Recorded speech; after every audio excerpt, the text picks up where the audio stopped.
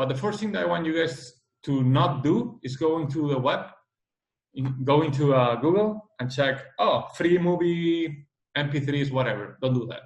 Because those acting shots have been done 1,000 times before you. And you take already the originality part, you take it away from the beginning. So what you need to do for the to choose a dollar clip is like go to YouTube TV series that you love, pick a really good line that nobody's done before, read the audio, whatever, edit it, and then that's what you show me in class. That's how you do it. The hardest thing to do, what takes more time, is this, literally. Okay, it can be painful, but this is the base of your shot. If this is not good, it doesn't matter how good you're animating it. If it's done 1,000 times before, nobody's gonna care. Okay, so it needs to be original. To choose a dialogue clip, that's the first thing. Okay, then the typical ones. You at least need a change in thought. Animation is all about contrast. You get contrast by posing, by timing, by spacing, and by dialogue. Okay, you need to have those highs and lows, right?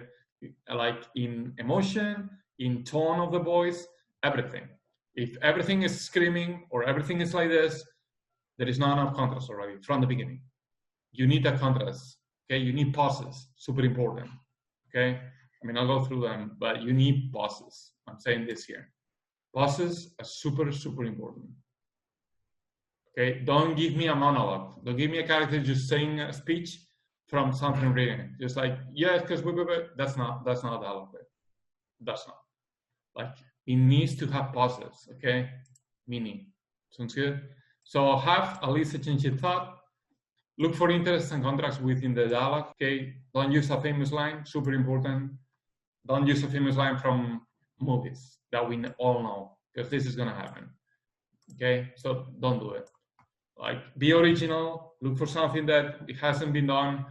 I want you guys to be original from the beginning. Another one, don't use anything from something already animated, because it creates a ton of problems for you, especially for you. Don't do it, okay? It's not because basically they think, he thought or she thought they could do better than the original animator. Don't do that. In the industry, they don't like this, okay?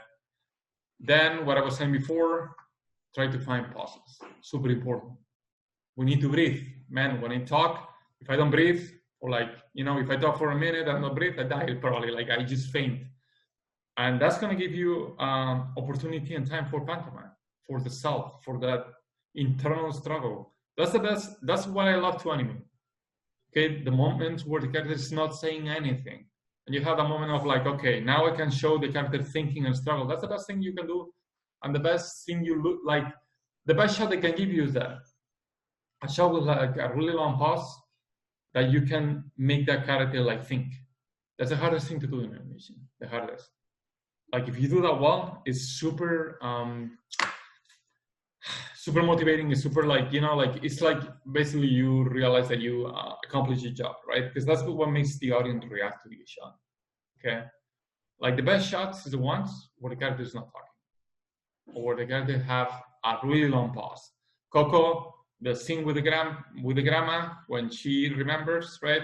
Like she doesn't say anything at the beginning. Like, and I mean, you're already crying from the beginning. Up is the same. When she dies, I mean, everybody felt the same way here because I mean, it's super, you know, it's what happens in life, correct? But nobody was talking there. So just be, you know, be smart about this. And then this one, pick something that motivates you. That's it. Something that you want to do.